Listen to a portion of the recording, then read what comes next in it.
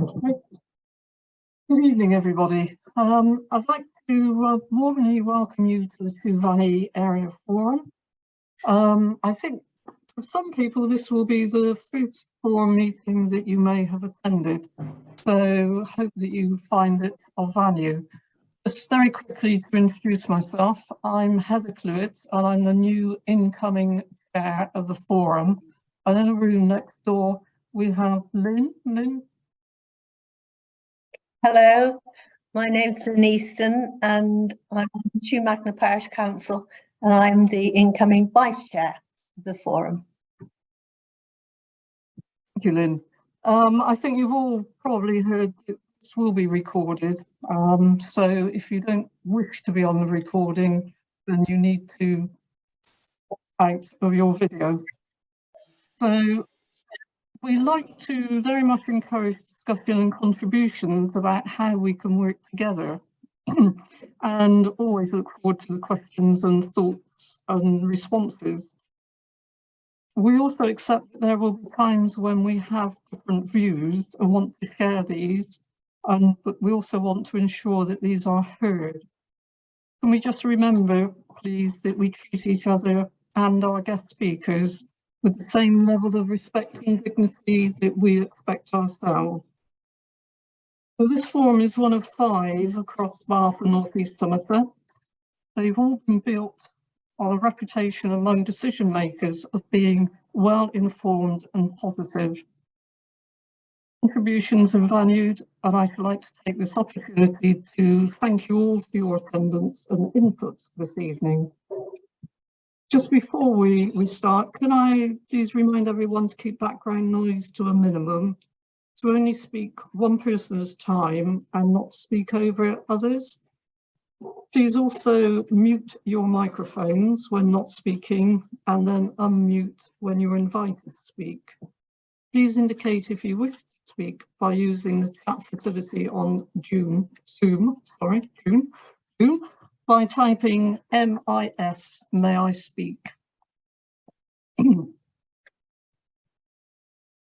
you also please make sure that you put your name into the chat and we will try and call you all to speak in turn.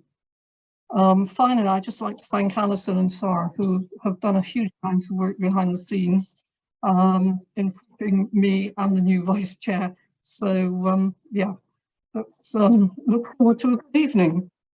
So apologies.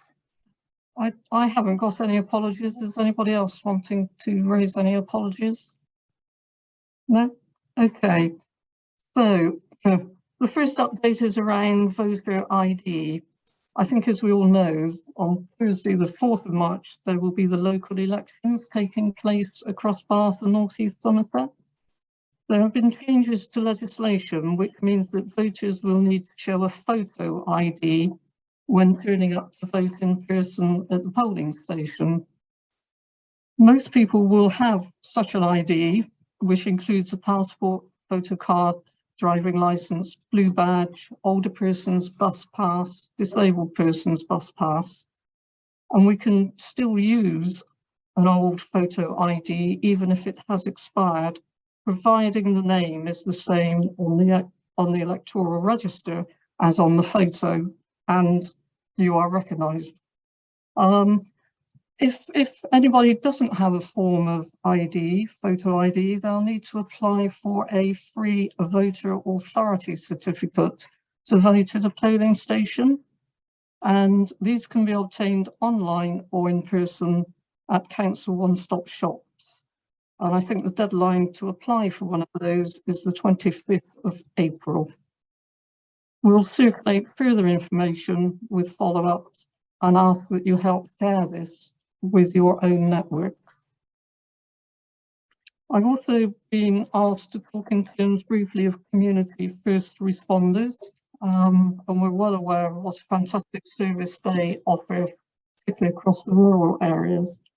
Alex Easton, who is local to Two Valley, is asking that we support the South Western Ambulance Service Foundation Trust and provide the initial response to an incident ahead of the arrival of an ambulance Sorry, what I mean is he provides that as first responder. So it's a really valuable service across the rural areas, and they're always very active in Chew Valley.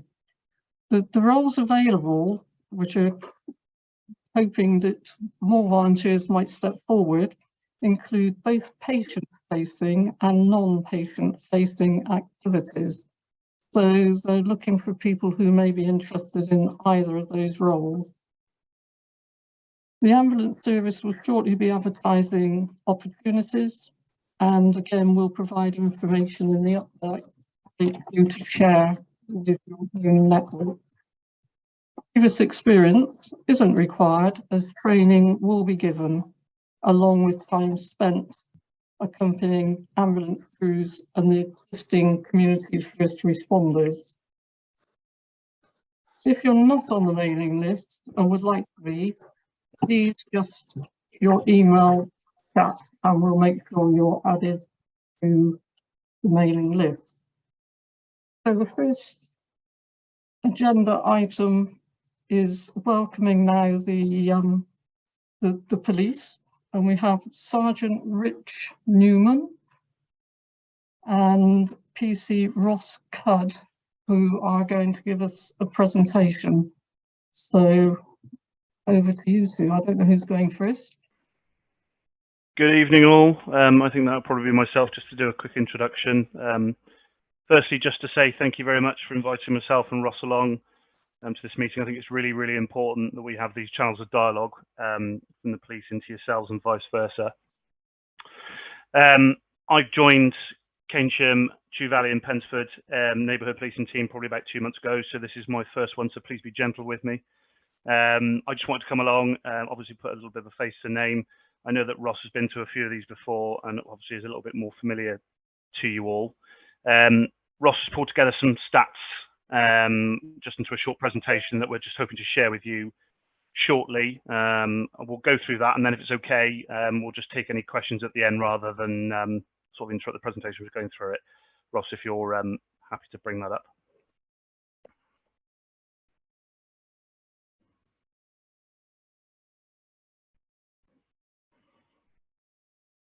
You're on mute at the moment there, mate.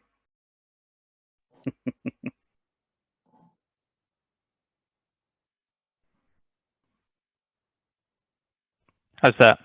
There you go. We got you now. There we go. So I'm going to share my screen so we can get the PowerPoint up, which I've sent to you before.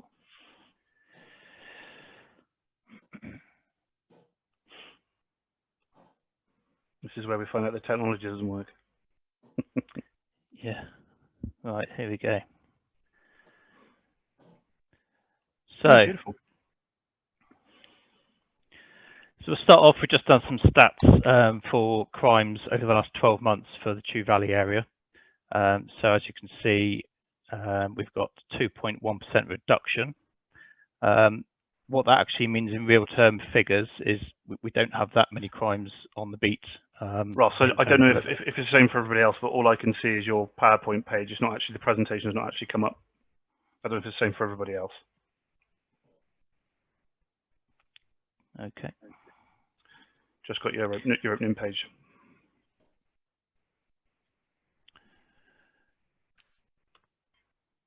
Yes, I'm happy to share the your presentation, and then you can focus on the slides. I'll do that for you, and then you just tell me when to move on, okay? Probably best.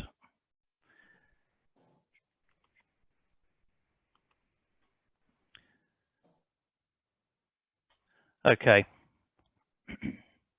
Nah, that's much better. So, you've got the screen up now, have you, on mine? Well, we can see the total crime. You can see that one. Okay, so crime-wise, we've got a 2.1% reduction.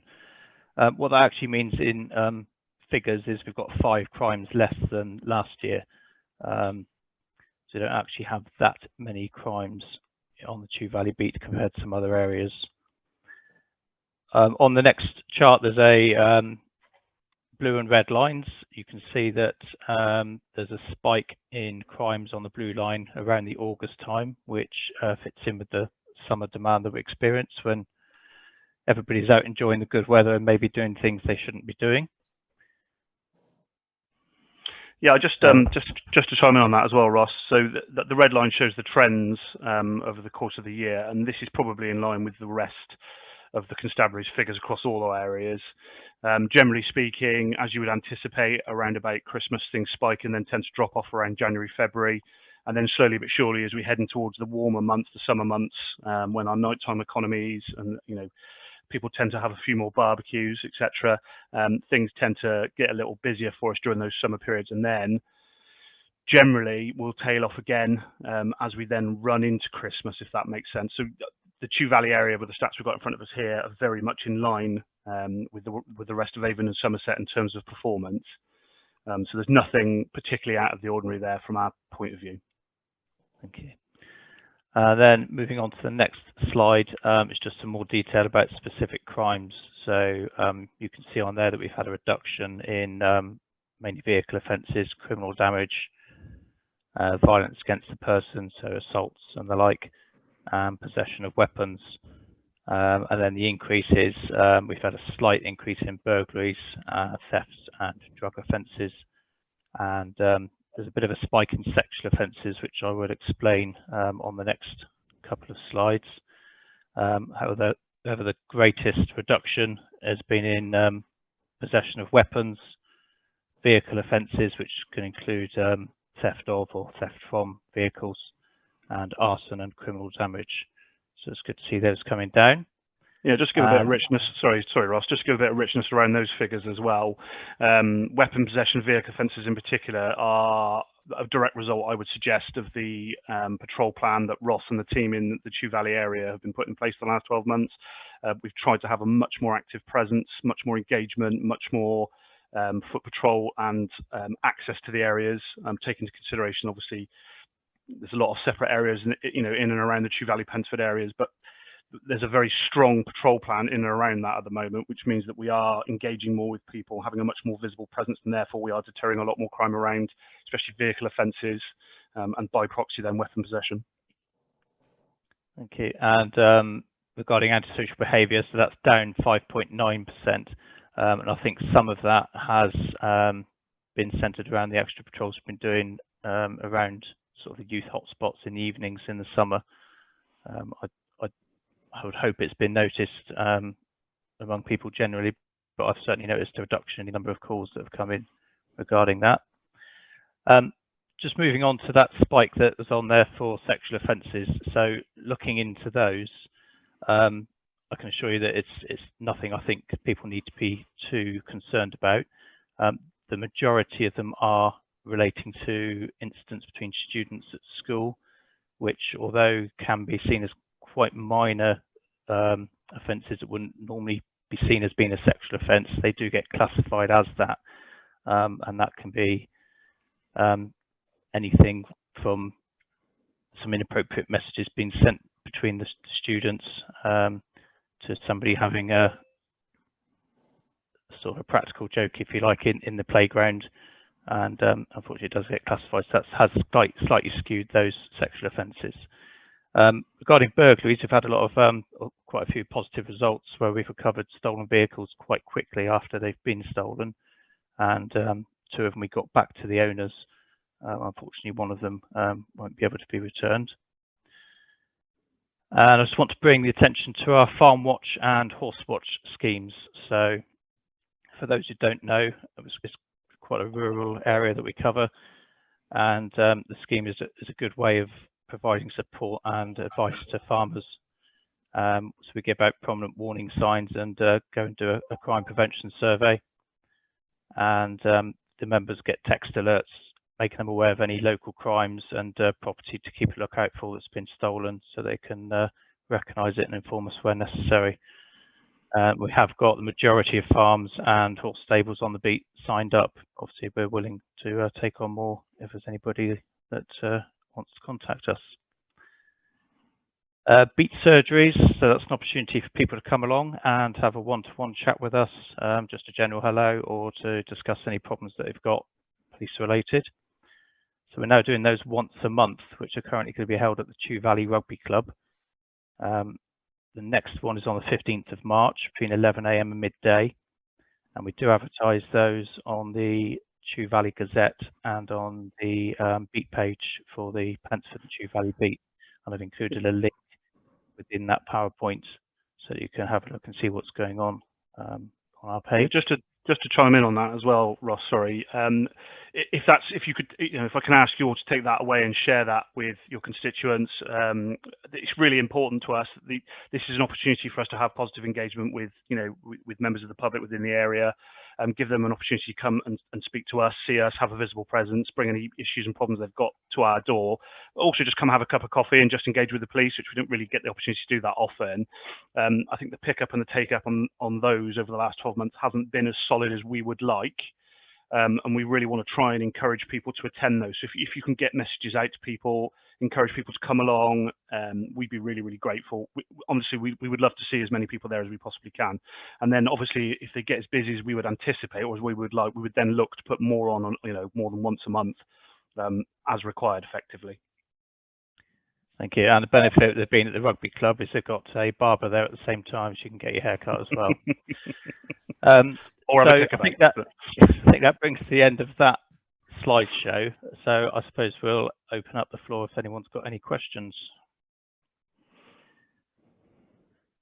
Thank you both. That's been a very helpful presentation. Can I ask, are there any questions from those of you attending? No.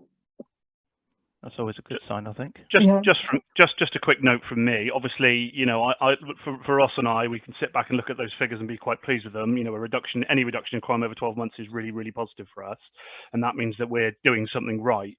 I guess the old cynic in me is just a bit worried or concerned about a degree of underreporting. So again, it's just encouraging people to make sure that if crimes are happening, not to ignore them, not to walk past them, and to let us know. The significant thing around that is, regardless of how minor somebody thinks something might be, what it allows us to do is look at patterns and trends, and that might lead us to much, much bigger things, organised crime groups, etc. So let's hope that I'm completely wrong and everything is being reported appropriately, and actually those crime stats are absolutely smack on, and Ross is doing a fantastic job, which I know he is. But also, if we could just encourage people to make sure that they are reporting things as and when they're happening, just to make sure that we are covering all bases. And that gives us the best opportunity from a policing perspective to make sure that we can cover the areas as appropriately as we need to. Thank you, Rich. I think that's a very important reminder. Councillor Pritchard, I think you've now got your hand up. Yeah, the chat facility doesn't seem to be working for me, so I put my hand up. But I wanted to refer to the statistics, a 33% reduction in weapons. What's the gross figure? And is 33%, does that relate just to the Chew Valley, or is that Bath and North East Somerset holistically? So I can answer the second part of that. That just covers the Chew Valley Pensford area, that particular stat. I think Ross, I could be wrong, I don't want to throw him under the bus. I think Ross might have a stat in terms of actual figures for us. Yeah, so it was the weapon possession you were asking about, wasn't it? Yes. So those figures are very low, so even the slightest fall is going to affect the percentages greatly. So this year, for example, we have had one crime of weapon possession, and that's just for the Chew Valley. So last year, if we've had a 33.3% reduction, we're going to be talking one or less. I don't know how we get less, maybe half a crime or a third, but it's just the way the figures work, I think. So it is very low. So in the last 2 years, it'd be safe to say we've had no more than 2. Yeah, that's encouraging. When you don't know what the starting figure is, 33%, could be 33 people out of 100. But yeah. No, it's a fair challenge. It is a fair challenge. Yeah, thank you. Thank you.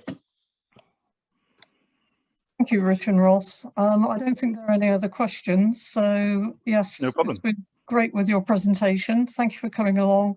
You're welcome to leave, but you're equally welcome to stay. Okay. I will need to go, Heather. Thank you. What I will do is I will put my email address in the chat function. And if anybody would like to reach out with anything, just let me know, even if it's just for a cup of coffee and a catch up. More than happy to do that. Like I said, I'm sort of feeling my way around the area at the moment, so any help and advice from you guys would be most welcome. So I'll leave that in the chat box, and I think Ross and I will probably depart if that's okay. That's great. Yes. No. Thank you both. Thanks, Rich. Okay. Thanks, Ross. Thank you very much. Bye. Bye-bye. So moving on to the agenda, have we got Victoria? Fantastic. I'd just like to say hello to Victoria Prescott, who's just going to talk briefly about her project and her role. Victoria is the Chew Valley Reconnected Project Manager. I can't remember how long you've been in post now, Victoria. It's not that long. Not long, just coming up to 3 months now, so still Fantastic. fairly new. I'm happy to say that I've already met a fair few of you. I'm just going to do a real whistle-stop tour through this, so feel free to email me and we can meet up for a coffee and have a chat about it. I live in Chew Magna, so I'm very local. So as I say, I've just started and we are looking to set up a Chew Valley Reconnected Partnership.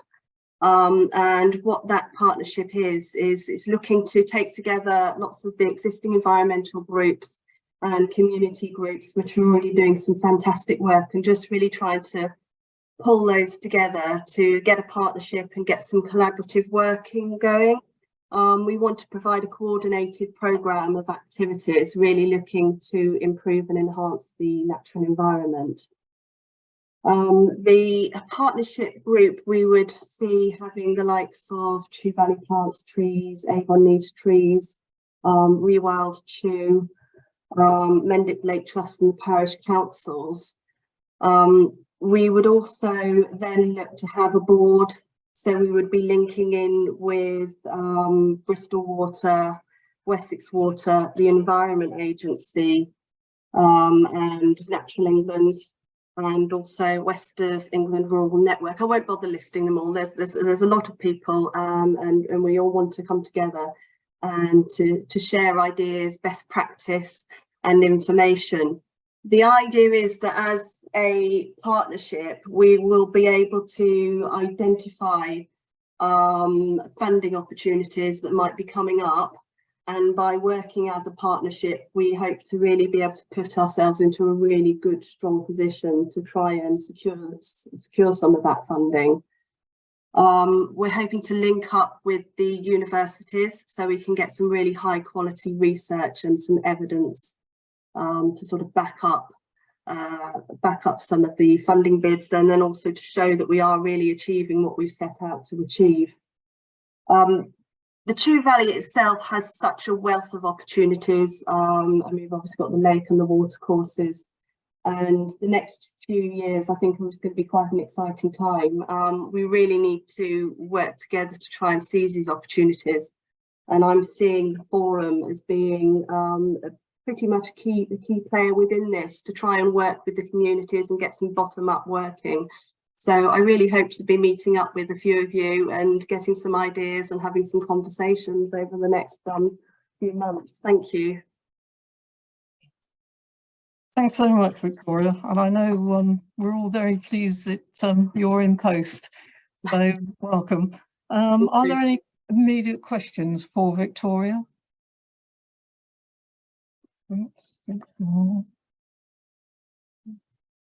I shall pop my email address into the chat, so if anybody does want to catch up with me after this, because I know you've got a full agenda tonight.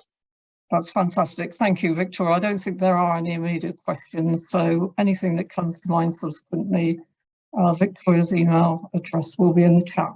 So thank you, Victoria. Moving on, we now have Simone de Beer, Head of Planning, and Richard Down, Deputy Head of Planning. Simone isn't able to join us, sorry. Oh, is he not? Oh, sorry. Oh, I gather we don't have Simone. So it's over to Richard, who's Deputy Head of Planning Policy within Bath and North East Somerset. Richard, I think you're going to give an update on the local plan, including feedback from the recent workshops quite a few of us attended, and then just sort of summarising in terms of what's next within the process. Thank you. Yeah, thank you, Heather, and thank you for inviting me to just update briefly on the local plan. I have prepared a few slides, which I think Sarah is going to share the screen, hopefully. Thanks. So yeah, next slide, please. So yeah, I think I last came to the forum sort of autumn last year, and since then, just very briefly, the council has adopted the local plan partial update. So that was adopted in January. And importantly, that helps to ensure that planning will better address the climate and ecological emergencies. So that was a really important milestone. Alongside adopting the partial update, we've also started work on preparing the new local plan. That was launched formally last autumn with the publication of launch document, and as I'll talk about in a moment, community and stakeholder engagement is now underway. So next slide, please, Sarah. So just as a very brief reminder, so the new local plan will set out a planning framework for the next sort of 15 to 20 years up to 2042. And it's really about planning, I suppose, the future of and change in places across the district. So it will set a set of priorities for the area. It will set a spatial strategy. It will allocate some sites for development, and it will include policies for determining planning applications. And importantly, it will also reflect the corporate priorities of the council, other strategies. So we're very much working alongside and integrating with the economic strategy and the health and wellbeing strategy and other strategies that the council is bringing forward. And it will be based importantly on evidence, but also consultations and engaging with communities. So next slide, please. So this just is a summary, I suppose, of the sort of process and programme for preparing the plan. As we go down the diagram, the consultation and engagement will become more focused. So we're very much in the early stages. So as I've already said, we launched the plan autumn of last year. And then we've fairly recently had some very useful community and stakeholder workshops focusing on identifying issues and priorities. And I'll talk about that a bit more in a moment. And then we'll move towards generating options as to how we might address some of those priorities. And again, we'll be looking to do that working with yourselves and other stakeholders through a series of workshops in the summer. And then the culmination of that will be the publication of an options document. And again, there'll be formal consultation on that towards the end of this year. So further opportunity for people to be involved. And then we move towards a draft plan next year, which is the point at which, if you like, we've got a sort of preferred strategy and preferred set of policies. Next slide, please. So just a little bit of background around the workshops we held recently. We held a number of workshops covering different parts of the district. There were 2 workshops relating to the rural areas. They didn't neatly fit the forum areas, so that there's a degree of overlap, I suppose, between the 2. So those took place in January, and those workshops were really all about focusing on what people value about the places in which they live and work and visit, and what they feel, what you feel are the key issues and priorities that should be addressed. And that hopefully gives a really strong foundation then in terms of starting to look at the future and looking at a change in places. And in terms of looking at issues and priorities, the workshops were very much structured around 6 themes. You can see them there on the screen, so I won't go through them in detail, but those were 6 themes that were developed across the West of England area in terms of just seen as useful, I suppose, in terms of looking at how places function and how people use places. Next slide, please, Sarah. So in terms of the workshops, I mean, we have produced a report of the workshops, and that will be circulated soon. But just to, some very, very sort of high level headlines, I suppose, in terms of the key values that came out of the workshops in the rural areas and specifically in the Chew Valley. People very much value the attractive countryside, the landscape of the area and the tranquility. Also the strong community spirit that exists in a lot of the villages. Wildlife, not surprisingly, and the variety of wildlife, again seen as something that people value, as well as the character of the villages, and in that respect, that includes the local history and heritage. I suppose in terms of the countryside, it came across very strongly that communities value being able to access the countryside and all the opportunities that that provides. Next slide, please. So then if we just move on to summarize some of the key issues that came out in terms of those 6 themes. In terms of sort of zero carbon, there was quite a strong feeling that a strategic approach to make sure there's consistency and a clear strategy across the wider area is important, but also making sure that the council and others work at a community level in order to build that resilience to climate change. And then also we should be making sure we share good practice across communities. It was also considered there is the opportunity potentially to facilitate renewable energy provision, you know, of an appropriate scale and in appropriate locations.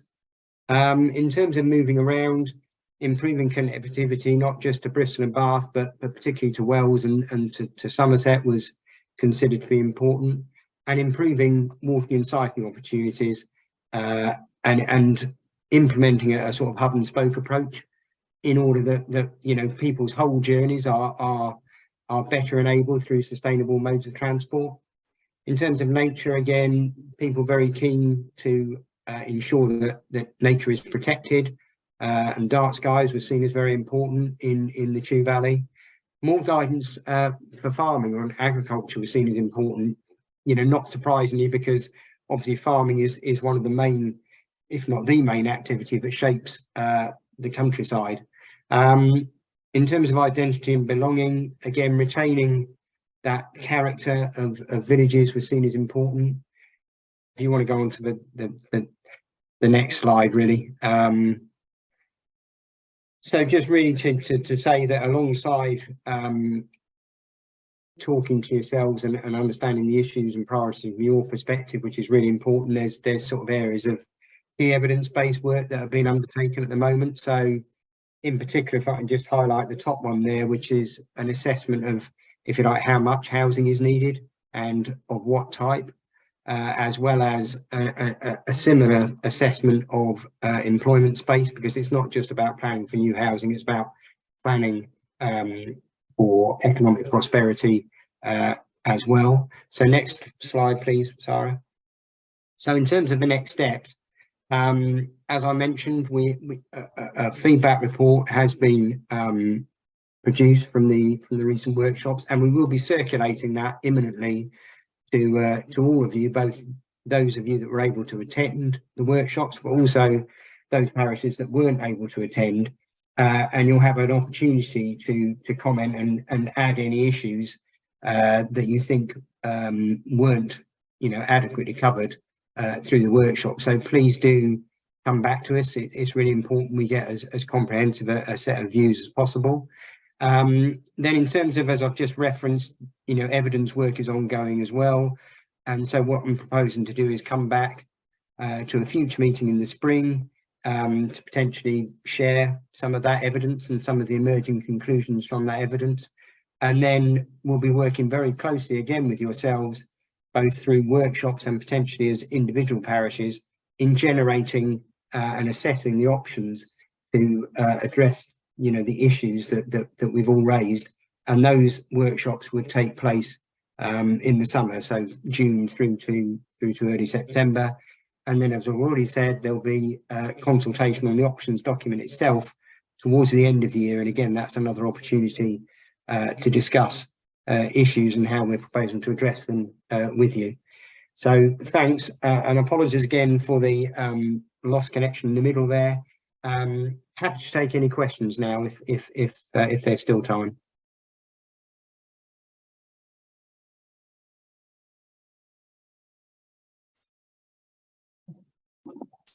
Thank you, Richard. Apologies to everybody for the loss of signal in the middle of that presentation, but I think the sort of key points came across, so thank you. Are there any immediate questions from anybody? Thank you. Ian, I think you put a question in the chat, which is about reference to not a lot of business and jobs so far. Farming important, but there is a wide range of other economic activity.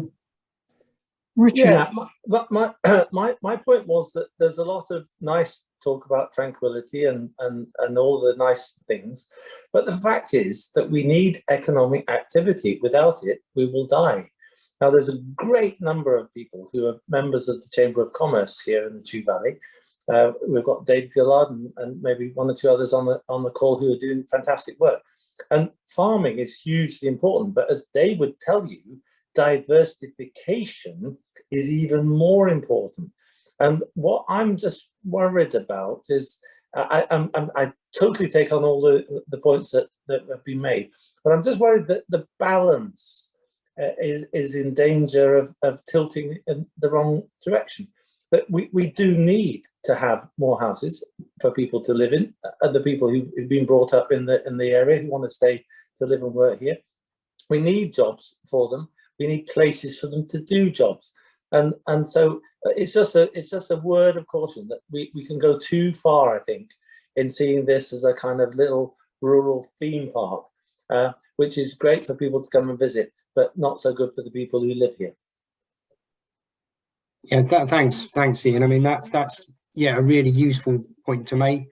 I suppose what I was summarising there was some of the key issues that came out of the workshops with particularly community representatives. Moving forward, we are looking to engage very much with business interests as well.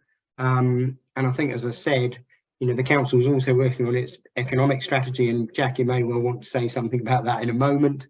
And the economic strategy that will set the overall direction, if you like, for where the council would like to see the economy go, and then the local plan will help deliver that from a sort of spatial perspective.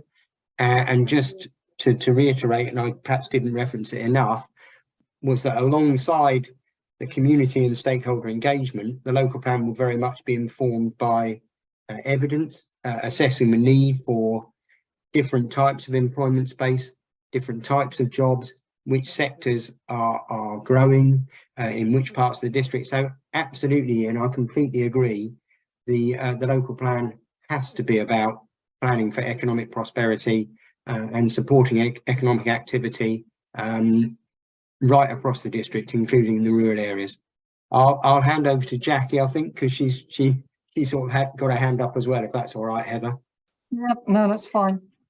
Thanks, Heather, and thanks, Richard. I was just going to come in and try and offer some support on that. So, in relation to the economic strategy, we are very much sort of working alongside Richard and colleagues, and we've been present at the local plan workshops, listening to the feedback from people on economic needs, and it was really helpful. I think we also had some good follow-up input from John Mitchell in West Hertfordshire, who's been in touch to sort of make some of the same points I think that you're making there about the importance of recognising rural economic development needs, the difference between the rural and urban areas, and sort of feedback and reflections on how we can draw that out in the economic strategy and make sure we've got a strategy that responds to those different needs. And all I was going to say, well, I suppose, two things.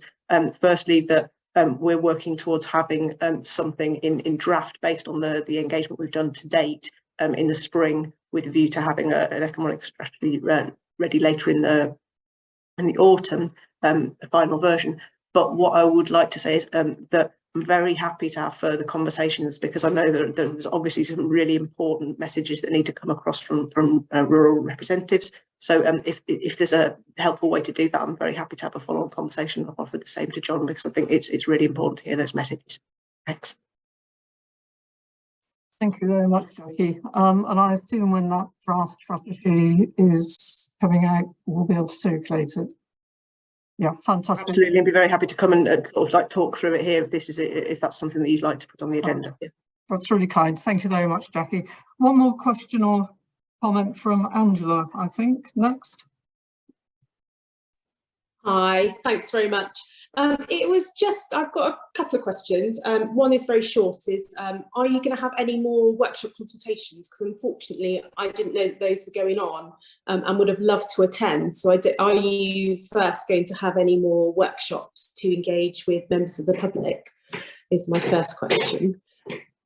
Yeah, thanks, Angela. Yeah, I mean, apologies you didn't know of that first workshop. I mean, in this, I suppose, section of the plan making process, we're not planning on at this point having any workshops, but I'm happy to have an individual conversation. Okay.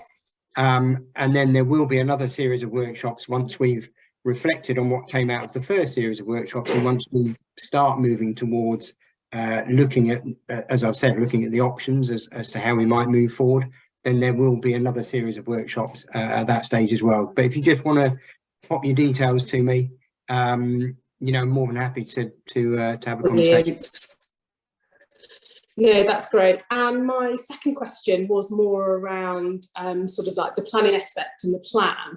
And is there anything in that sort of consultation workshops around being sympathetic to the environment, in terms of the Chew Valley has quite a high flood rate, and it's about any sort of planning that happens in those areas, or any opportunities for anything to be built in those areas to be sympathetic to that.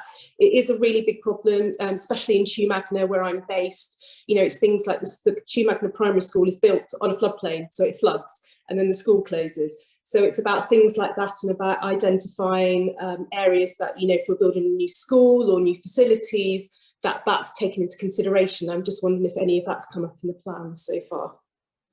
Yeah, again, very, very important issue. And one of the pieces of evidence work we will be undertaking is exactly that, is a flood risk assessment piece of work. Alongside, you know, that will then help inform where change might take place, where new facilities might be planned. But in addition to that, you know, through the plan, we also need to look at the approach to sustainable drainage systems, you know, because and as well as surface water drainage. So yes, it very much will be at the heart of the plan making. You know, and obviously sustainable drainage systems also have other benefits as well, in terms of green infrastructure, nature recovery as well. So again, it's trying to join up, if you like, all those themes and those different objectives. But to reassure you, yes. Brilliant. No, thank you for that, and thank you for answering my questions. Thanks.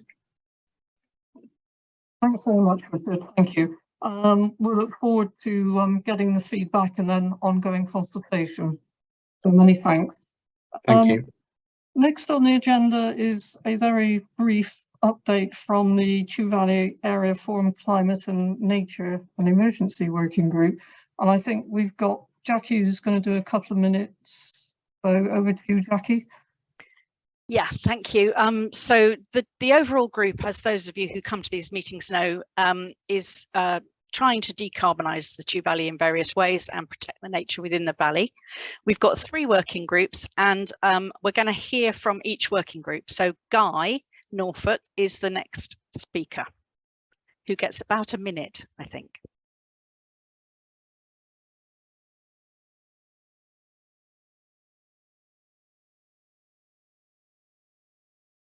Sorry, thank you.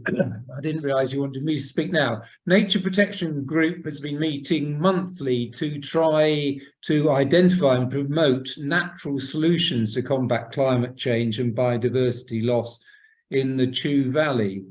In furtherance of this aim, we have engaged fully with the Baines local plan update consultation process to ensure that environmental concerns remain at the centre of this policy review. We've been working hard to make connections with local environmental charities. For example, we've promoted and provided volunteers for the Bristol Avon River Trust Citizen Scientist project to monitor the health of the River Chew. Similarly, we've established links with Avon Needs Trees and helped the charity find volunteers to get involved in the extremely exciting Great Bristol Wood project, which aims to plant 40,000 trees on a 100-acre site near Pueblo. Indeed, my wife and I have been down there today. We spent 5 hours planting 276 trees today. Great fun, extremely rewarding, and I would encourage anyone who may like to help out to visit Avon Needs Trees' website to register their interests. The group's been absolutely delighted to see the appointment of Victoria Prescott as Chew Valley Reconnected Project Manager. And moving forward, We are very much looking forward to linking in with her to help her develop closer partnership working across the Chew Valley to achieve our mutual goals. So watch this space. Thank you, Guy. And then Nick Baker is going to talk about the Home Energy Group. Hi, everyone. Yeah, my name is Nick Baker. I'm part of the Home Energy subgroup. So with the ongoing energy cost crisis that we've got on our hands, our group is looking at what we can do to help raise awareness of ways in which our Chew Valley communities can reduce home energy consumption and also consider renewable energy alternatives. We're working on drawing attention to the loans and grants available via BAINS and supporting agencies that can assist households completing works to improve energy efficiency and lower energy consumption. These schemes are obviously promoted by local councils and agencies. We believe we can assist with this process by using our local networks and parish councils to provide a local reach and voice to assist with this promotion process. We're using all the local communication channels and networks such as village Facebook pages, email groups, parish magazines, notice boards, good old lamppost notices, that sort of thing. As part of the work we're doing, we're also asking Chew Valley parish councils to agenda the home energy cost crisis at every parish council meeting and to discuss how they can assist their parishioners with accessing information about improving household energy reduction and efficiency. Just quickly to acknowledge the great work that's also being done at the moment by some parish councils and village climate emergency groups on this topic. Examples include Compton Martin Climate Group and Green Chew in Chew Magna. Take a look at their websites, some good information on there. And finally, just to say, we'd love to start having conversations and making links with parish councils and other community groups who'd like to learn more about what we're doing and talk more about this topic. So yeah, please get in touch with us. Thank you. Thanks, Nick. And then I'm going to talk about the Sustainable Transport Group. So we've been working with BAINS and WECA officers since 2021, but in particular since January, we've been having regular weekly meetings with Malcolm Parsons, who's you're going to be hearing from soon, and members of the BAINS team. And there's really two things that we've been working on. One is that we've been lobbying for fixed route bus services, whether that's the extension of the 672 beyond when it's due to end in June, or that's the supported bus service money, or for the introduction of the 526 and 527, that's the Chew Valley Circular and Chew Valley Bristol link, which were scoped by WECA, seen to be useful services, but have not been progressed. And the suggestion was that those would be from bus service improvement plan money. So we're still lobbying on both those fronts to try to get a fixed route, spinal route through the Chew Valley. But the other thing we're doing, the other part of it, is we're trying to work to ensure that the community is as best prepared as it can be to take up demand responsive transport. And we've been active in various ways. We've sent Q&As from information we've had within meetings to the parish council. We've written an article in the Chew Valley Gazette, and then indeed there'll be another one in the next Chew Valley Gazette. And we've set up a Facebook group called Bus Transition in the Chew Valley, which has about 130 members, where we're trying to post accurate and up-to-date information to help people. I think what we're trying to do is to assist both WECA and the operators in the delivery of support to communities to help them manage the transition to demand responsive transport. And in particular, we recognise that with any new system, however brilliantly the system is put in place on day one, there is always the human element of how we interact with that new system, which is partly about how we feel about it. If we're feeling angry or upset about the change, that may help, that may get in the way of us interacting. But also just on lots of practical levels, we may not know quite how to use the system. So one of the things we're making a shout out for today is if you would be interested in becoming an early adopter of demand responsive transport, someone who was willing to start using it straight away as it was introduced, and who would become, if you like, an expert user that could both feed back information to the providers and also assist communities to access the new demand responsive transport. If you're interested in that, in being an early adopter, please do get in touch via the Chew Valley Area Forum links. And yeah, I hope that's a useful lead-in to what I know is coming next, which is to talk about demand responsive transport. Thank you. Yeah, fantastic. Thank you very much, Jackie. Thank you, Guy and Nick. And just to say that I'm sure you would always welcome new members into the working group if people have an interest. So yes. Absolutely, please do come forward. But with feeling. Yeah, and that's a really helpful introduction into Markham Parsons, who's head of capital delivery at the West of England Combined Authorities. And I think, Markham, you're going to give us an update, notwithstanding things are almost changing minute by minute, let alone day by day. They are, yeah. So I'm going to talk to us today about Westlink, or the brand of what's probably known as the demand responsive transport. I'm going to try and share my screen, but I've seen colleagues that hey have a problem with it. So let's see how we get. Can we see that? Hopefully you can. And if I change that to that mode, good. So is everybody looking at the right screen? Can you see the presentation? I can't see you, so I have no idea what's going on now.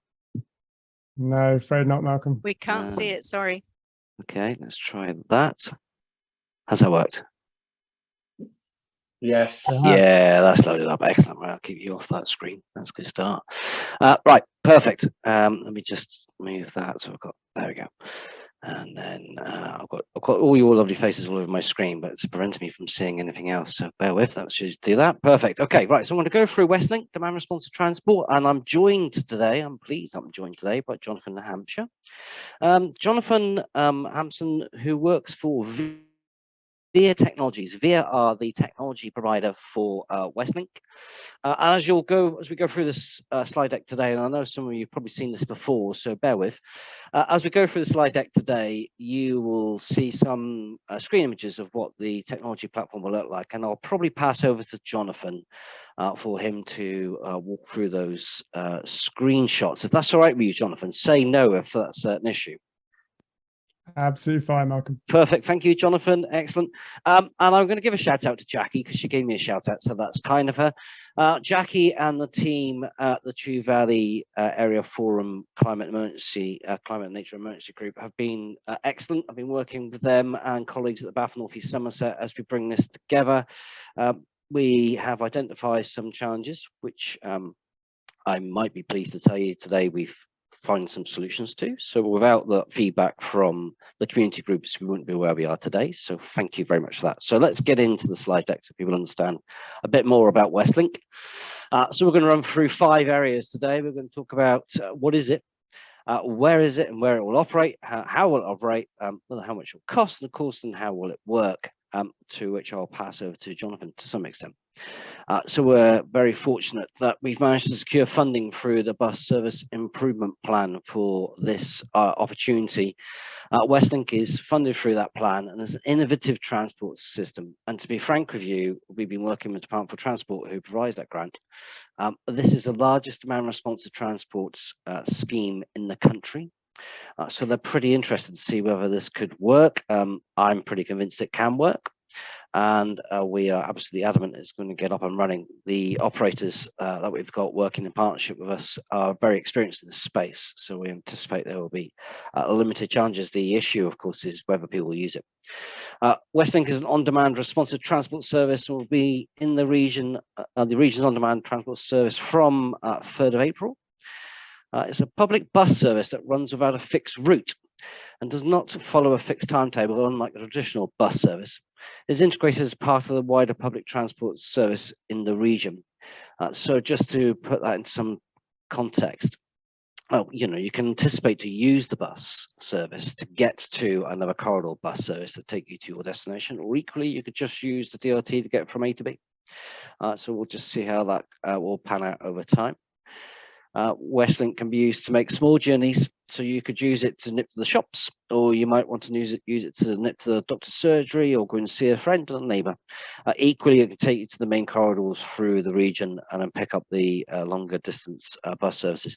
Actually, you're in the south zone, so you could actually, one way or another, go all the way through to Keynsham, I suspect, and pick up a railway journey.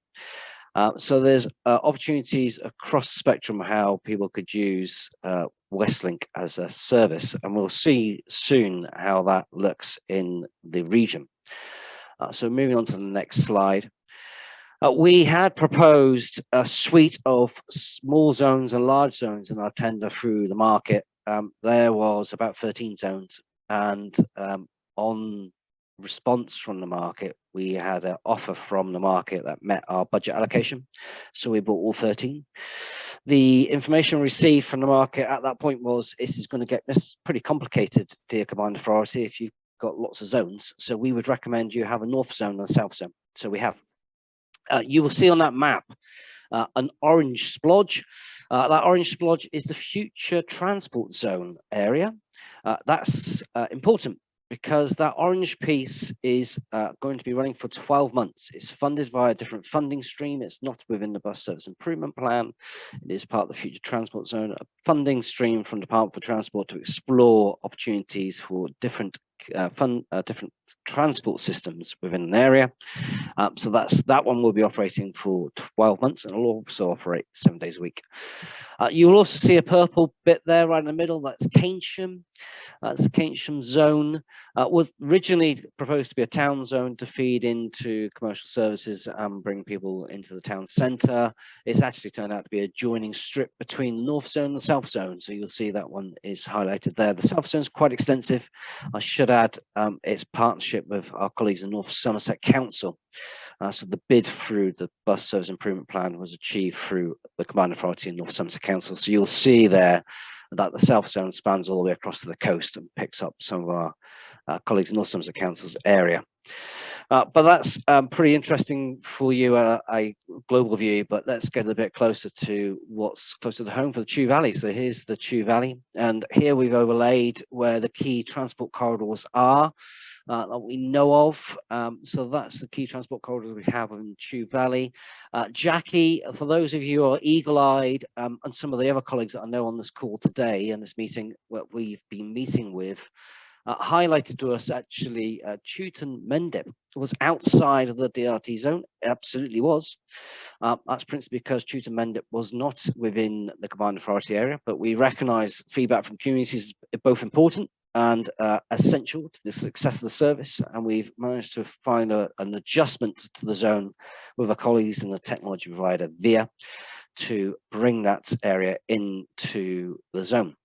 Now, that might seem a bit at odds, but it's important because those who are living in around the Chewton Mendip area, but actually in the combined authorities region, so i.e.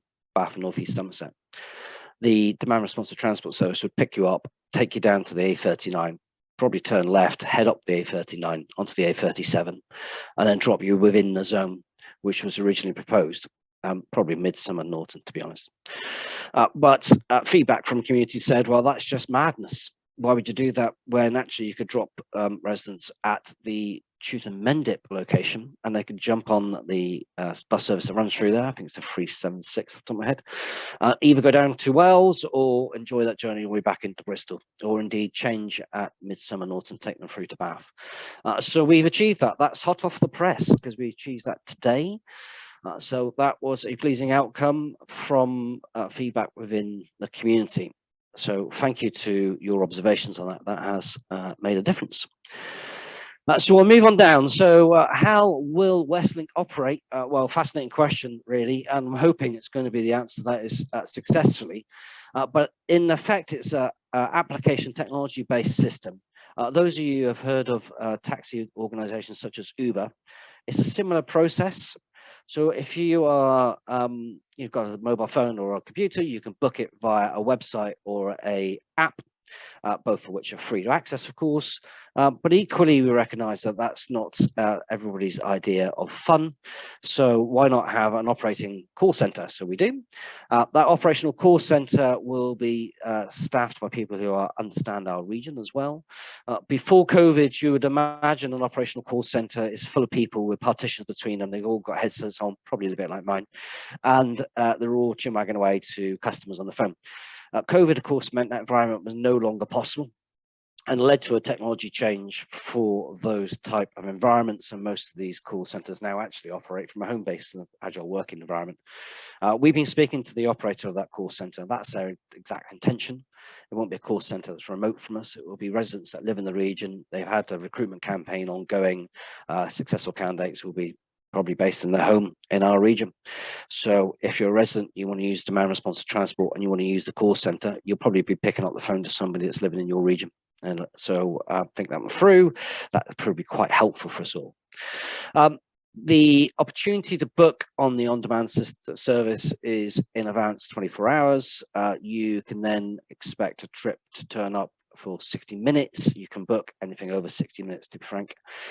The smart technology matches your journeys to other customers. So the idea is to get efficient use of the vehicle. Unlike conventional bus services, if there's nobody using it, it still runs around on the timetable, even if it's full of air. It still keeps going and putting diesel into the atmosphere. This service will only operate if people demand it. So if nobody wants it, well, frankly, the operators get a nice deal out of it because they're operating it whether we're using it or not. So I recommend we use it because we get the value back into the community.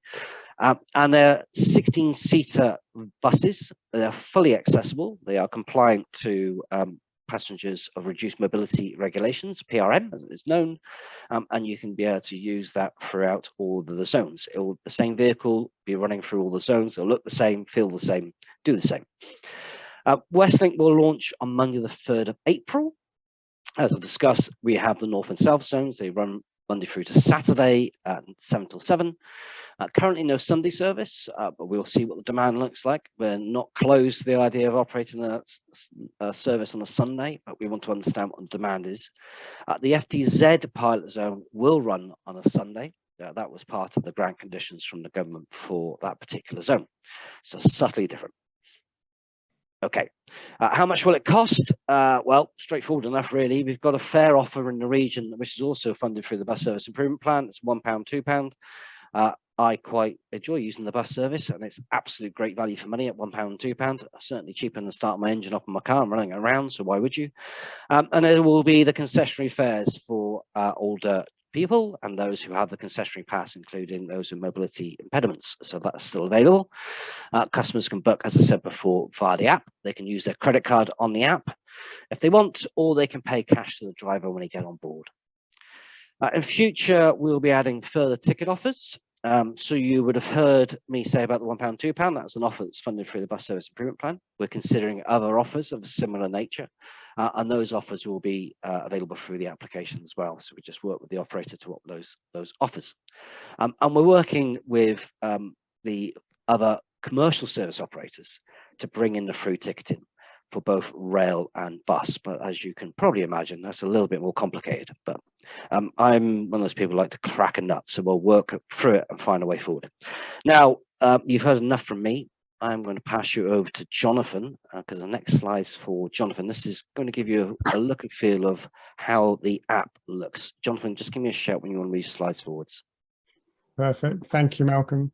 Good evening, everyone. Thank you for having me along. Just to introduce myself again, my name is Jonathan Hampson, and I'm the country manager for an organisation called VIA. And as Malcolm said, we are the technology provider behind the Westlink service. We provide over 250 of these services around the world, including 29 here in the UK. and are obviously very busy working hard to ensure that the Westlink service is set up to meet local needs in the west of England. I know I don't have long, so I'm just going to quickly talk you through the passenger experience of using the Westlink service and what people are going to see and have to do. The first thing to stress is that while I'm going to show you some images of the passenger booking app that you see in front of you, public transport absolutely has to work for everyone. And so there are multiple ways that you can access the Westlink service, as Malcolm said, depending on your preference. You can phone up, you can book by web, or you can book using the mobile app. However you want to access the service, the first thing you need to do is to create an account for yourself through any of the methods that I've just said. If using the app, you download the app for free, either from the Apple App Store or the Google Play Store. Simply search Westlink, all one word, and it will appear. Please note, don't do that now. It won't appear now, but obviously it will before it launches. So give us a little bit more time, but it will be there in plenty of time for launch. For security, having done that, the app will ask you to confirm your mobile phone number, and then you'll receive a code straight away to that number that you'll need to input. After that, you just need to set up your account by putting in your name, email address, and password. And you can also choose to add a payment card to your account, making paying for trips entirely seamless. So when you then have an account, you are ready to make your first booking. Every time you go into the app, it will recognize your current location where you are and ask you to set a destination of where you want to travel to. You can set up favorite destinations such as your home, your work, anything you want. You can input an address, as you see on the left, or you can drag the pin to where you want to go to. In the middle image, you then press Set My Destination. And as Malcolm said, that can be anywhere in the zone in which you're based. In the right-hand image, you then can add any extra passengers that are traveling with you. Next slide, Malcolm. And then you have two options on when to book. You can either travel now on demand, and you will receive a trip proposal for when your Westlink minibus will be with you. And as Malcolm said, this will normally be between 5 minutes and 45 minutes, depending on the level of demand and where the vehicles are at that particular point in time. These kind of on-demand trips are great for spontaneous trips. The alternative, though, is that you can book a trip for later, which can be anything between the end of the following day and up to 30 minutes before you want to travel. If you're pre-booking, you can either choose to ask to depart at a certain time, or you can choose to arrive by a certain time. And pre-booked trips are often great for trips that require specific timing. So things like going to a doctor's appointment, needing to get to somewhere at a specific time, work, etc.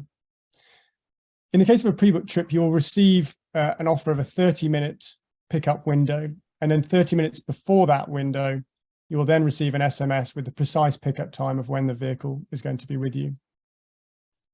In both cases, you can see in the app where your vehicle is and when it's approaching, so you know when to leave home or when to be ready for. You will also see details of the vehicle that is picking you up, so you know exactly the vehicle that you should be getting onto.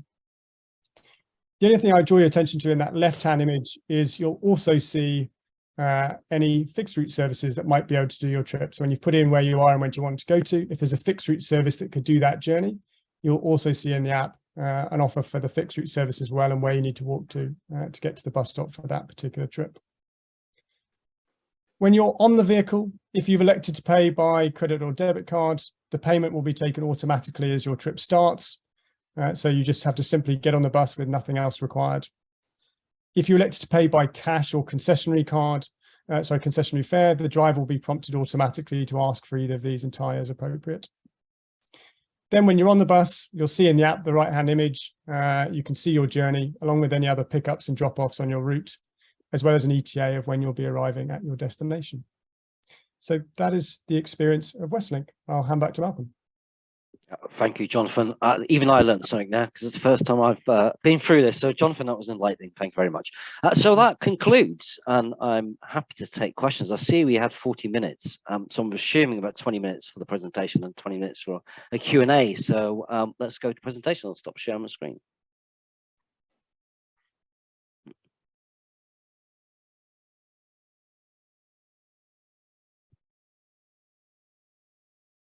That's fantastic. Thank you, Jonathan. Thank you, Malcolm. I had no idea that it's going to be the largest in the country. So I sort of thought, wow, but also, oh goodness me, you're going to need an awful lot of feedback, consultation. The whole thing is going to evolve, I guess, isn't it? Hence the need for people to actually share their views with you. So can we now please take questions? And the order of running is first of all, Angela. Great, thank you. I actually have 6 questions just from that presentation. Thank you very much for doing that presentation. I don't know how best you want me to go through it. Do you want me to list the questions to see if there's anything that can take away, and also to see if anyone's got the same questions, or do you want me to do one and then put my hand back up? I'm quite happy to do either. Malcolm, do you have a view? I mean, I'm tending to sort of say, state your questions. Perhaps some of them will then link in with others. So Malcolm, are you happy if we just get all the questions out? Yeah, and absolutely. then you work through them, because some of them may well be part of the same sort of response. Is that okay? Indeed. Yeah, that's fine with me. Thank you, Thank you. Chair. Brilliant. No, thank you for that.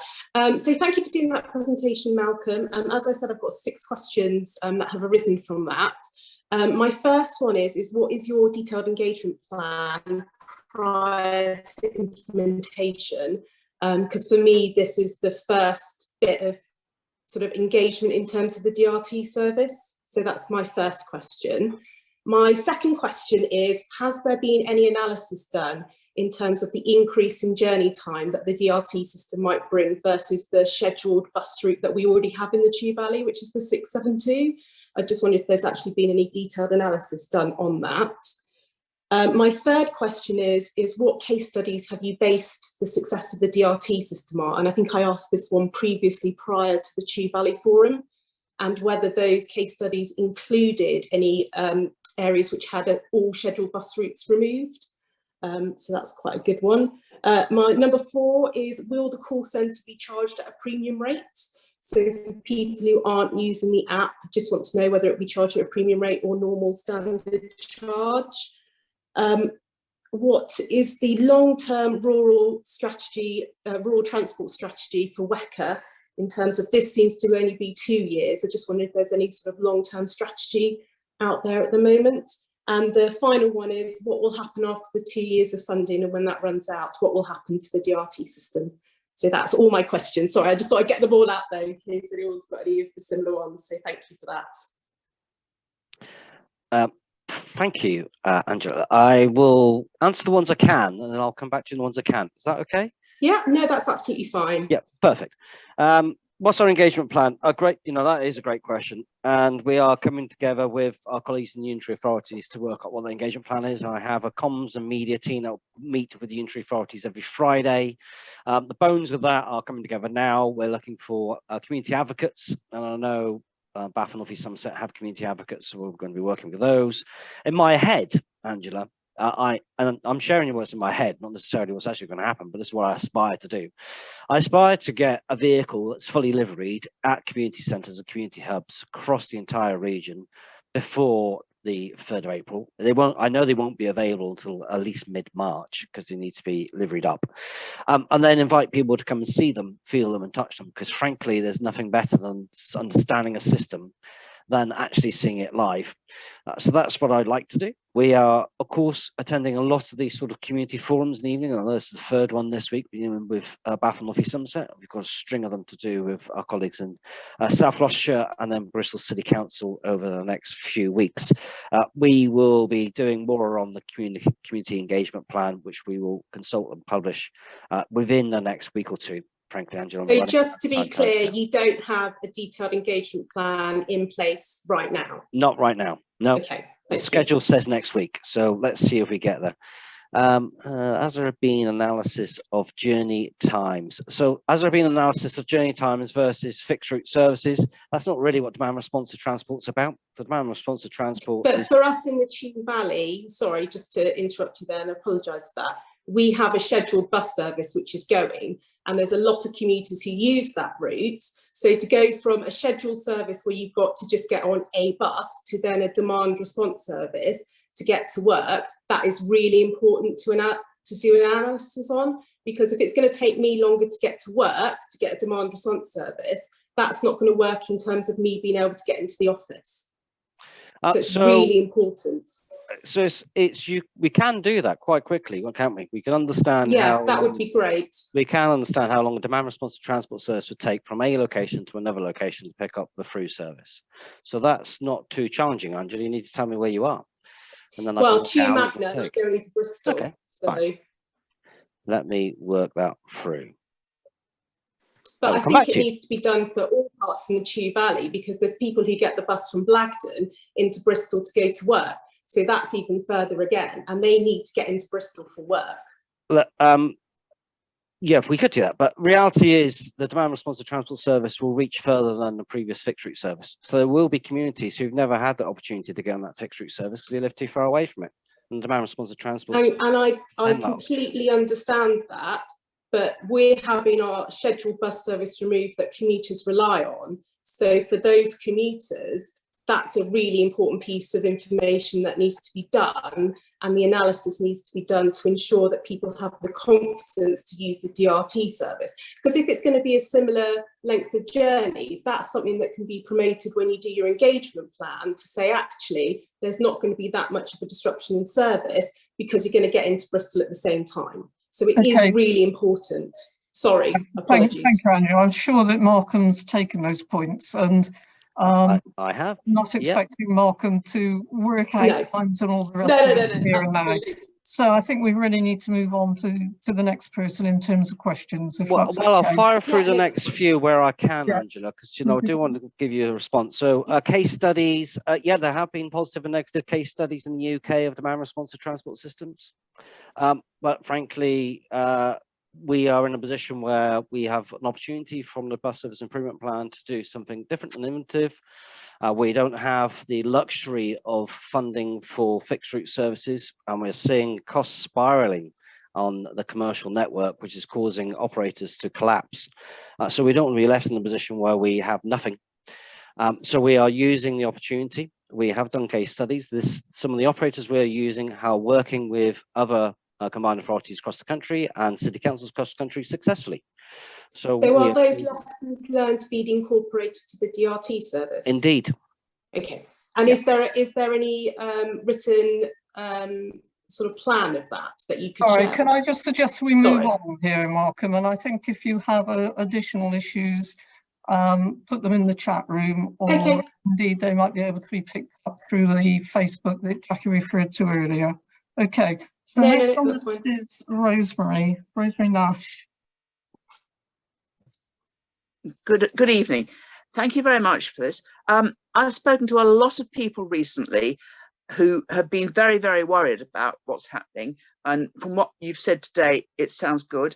It's excellent to hear that you will be having concessionary fares, because most of the people I've spoken to have concessionary fares, but equally, they're the people who don't have laptops or smartphones or emails, and they're the ones who are going to have to ring you up on a landline. Now, when you said you've got to sign up for an account and put your email address in, they don't have those. And you won't be able to send them a text message to say your bus is going to be 15 minutes. How are you going to get around that? Is that a question for Jonathan? I'm very happy to take that one. So I guess there's just a couple of things I want to say that also relate to the previous question too, in terms of where this is being deployed and how it works. I think we run a service in Wales called Flexi. It's a nationwide DRT scheme that covers 13 areas of Wales, some highly rural ones and then some more urban. There's places like Milton Keynes that removed all of their subsidised fixed route services and put in DRT to complement the commercial network. Coventry and Transport for the West Midlands. So there's lots of areas where this has been done. Now, every one is hugely different, and so it's around how do you design a scheme that works for that particular and local area. In terms of older demographics and people who don't have phones, as I say, public transport has to work for all. We run a large number of dial-a-ride schemes, and so we're more than used to trying to ensure that our schemes cater for absolutely everyone, regardless of their level of digital adoption. So that's why you can set up an account by phone. You can set a preference when you sign up that when you make a booking over the phone, in terms of knowing when that vehicle is going to arrive. You can have an automated voice message sent to your landline. So you receive a call saying your vehicle is 5 minutes away. So there's no doubt about it. If you have an app, then you can see very visually where the vehicle is. You know, that is probably the easiest experience, but it absolutely can work for everyone. And when in the Flexi service in Wales, we've done a number of passenger surveys. And what is striking is across all age demographics, the high levels of satisfaction that you see. So yeah, I of course, I appreciate, I probably would say this, but you know, we have seen these services be very successful for all age groups and all levels of technical adoption. Thank you very much. I feel very much more reassured. Thank you, Jonathan. Thanks, Rosemary. Thank you.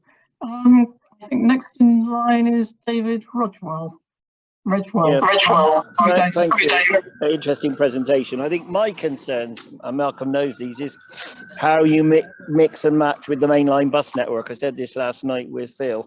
Obviously, we've got a high frequency service on the A37, well, not that high frequency, but 2 buses an hour to Wales, Glastonbury and Streeton into Bristol, and the occasional 172 down there as well, but that's not the main core service.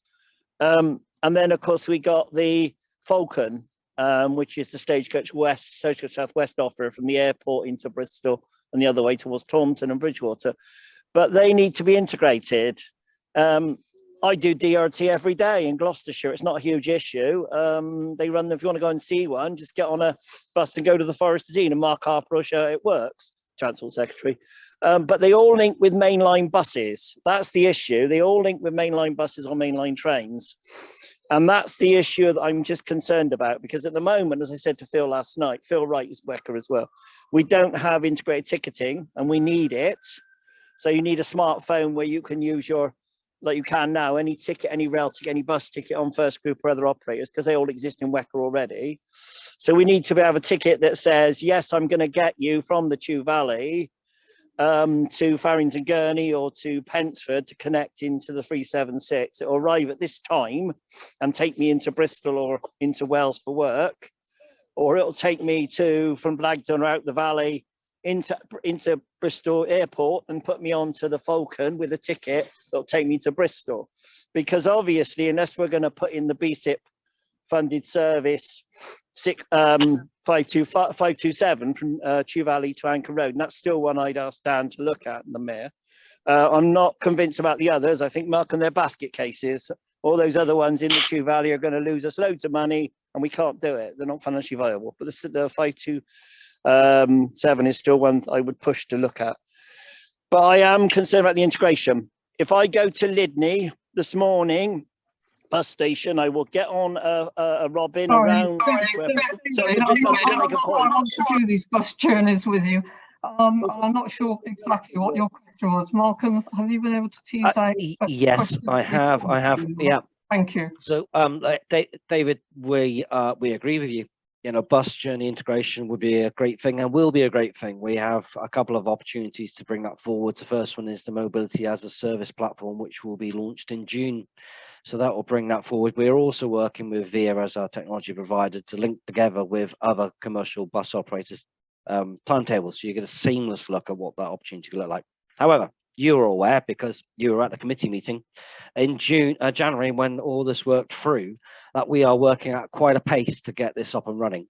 And frankly, we could have had a launch date that was beyond the 3rd of April, but I don't think that's very helpful for anyone. So we are working to the 3rd of April. We've got VIA working with us to the 3rd of April, and we want to deliver on the 3rd of April. Now, I'm not going to say to you it's perfect from day one, because I'm not stupid.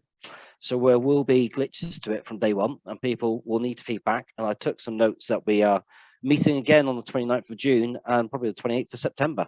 And if I'm allowed to come back, Chair, I'd love to come back, and I want to hear your feedback.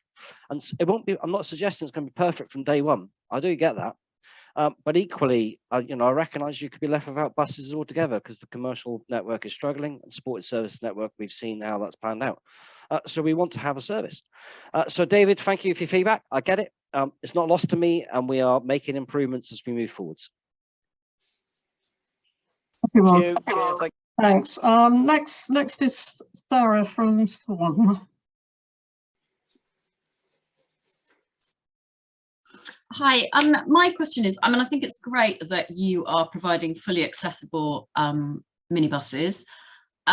It just falls down slightly that somebody perhaps in a wheelchair still needs to get themselves to a bus stop in order to get on.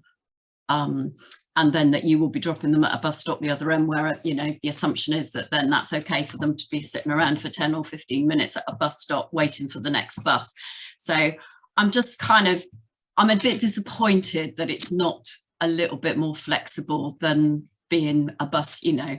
For example, in Clutton, if you wanted to catch up with the main route, you've got to go up a hill and it's quite a slog, and that isn't going to be a feasible option for a lot of people because of their, you know, physical limitations. So yeah.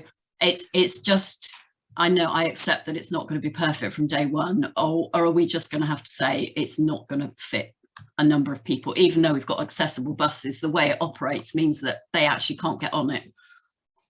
Is Jonathan, could you just pick up experience elsewhere of meeting this need? Yes.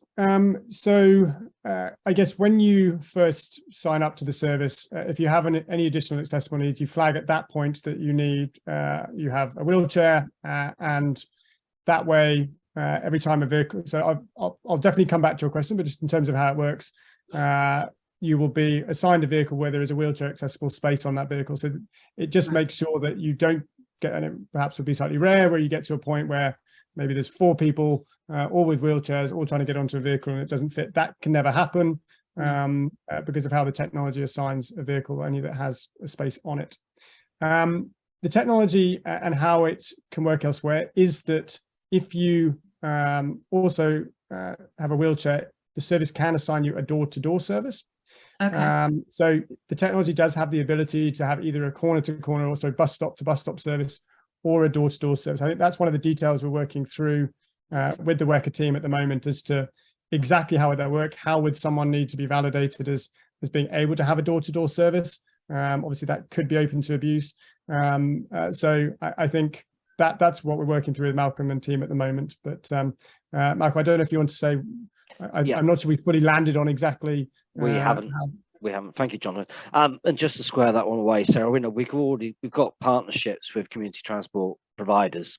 And I don't really want the demand response transport service to put them out of business either. So there's a balancing act between community transport providers, you know, commonly known as dial-a-ride, and the demand responsive transport service. But equally, we want to make the service absolutely accessible for everybody in the community, everyone in the community. So we are working with the VIA technology providers and our operators to get to a position where we can make that a reality, because we know actually the fixed route services aren't always that capable, and this could be much more capable than what we've already got. So I hope that answers your question, Sarah.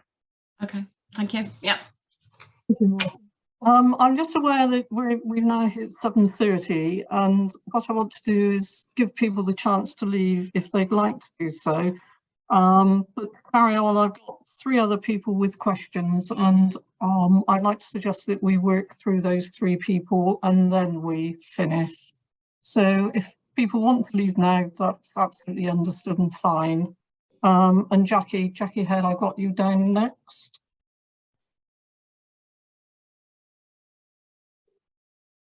Thank you. I'm aware that I can raise things with Malcolm each week, so I'm not going to hog the time. I'm going to just pass on some questions that came via our Facebook group from other users, just for you to note, really. One of them was, can you book a series of DRT in advance? For instance, if you always on Monday, Tuesday, Wednesday go to work at a certain place, can you block book Monday, Tuesday, Wednesdays to get to your workplace? Is that a possibility on the system? That was one question. The other question was whether, and the point of that was, could you do it a month ahead? You know, could it just be in the system that you all regularly needed it? The other question was about whether there was any kind of age restriction for young people traveling alone, or indeed booking online alone. That was, and related to that, there was a question about whether bus drivers were CRB checked. So I think that was a parent thinking, you know, my child normally gets on the 672 and I know that service, etc., etc. can I be sure about this service being equally put together appropriately? So those are the points that I'm just passing on. Thank you, Jackie. I will revert to Jonathan for the first one, but the second one, age restrictions, no. Exactly the same way as you would on any other bus service. And yes, they are PSV drivers, and yes, they are, checked. So safe. Thank you. Okay. Jackie, on the first one, again, it's slightly the same as the last one. The technology can allow recurring bookings. I guess, but I would be clear, the decision that we've made at the moment is not to allow it, and only to allow bookings from the day before. And the reason for that is because what we found is if you allow lots of recurring rides large periods in advance, you often get quite a lot of what we call no-shows, of people who either forget to cancel their trip, and that can lead to a lot of inefficiency and a lot of frustration of people where the driver would turn up to a bus stop and no one would be there. So it's a bit of a balance. We can totally see the benefit of allowing that kind of block booking, but our experience is actually not entirely positive of that. So at the moment, the decision has been made to allow pre-booking only from the day before. As Malcolm said earlier, the system is very configurable and very agile. So we will learn a lot through the start of this process, and as I say, take feedback. And so I think as a project group, we'll always be looking at things that can change over time. But to start with, it's only pre-booking from the day before. Thanks very much. No problem. Sarah?